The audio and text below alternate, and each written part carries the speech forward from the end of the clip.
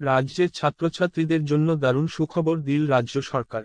নতুন প্রকল্পের মাধ্যমে রাজ্যের মাধ্যমিক পাশ স্কুল পড়ুয়াদের হাতে এবার মোবাইল তুলে দেবে রাজ্য সরকার। এই ঘোষণার পর খুশি রাজ্যের স্কুল পড়ুয়ারা।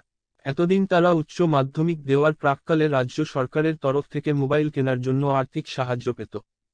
এবার সেই টাকা দেওয়া হবে মাধ্যমিকের পরেই। কি এই নতুন প্রকল্প, কিভাবে করতে হবে আবেদন, আসুন বিস্তারিত জেনে নিন আজকের ভিডিওতে। এদিন শুক্রবার রাজ্যের বিধানসভায় পেশ করা হলো 2024-25 অর্থবর্ষের বাজেট। উক্ত দিনে বাজেট পেশ করার সময় রাজ্যের দায়িত্বপ্রাপ্ত মন্ত্রী চন্দ্রিমা ভট্টাচার্য এই ঘোষণা করেন।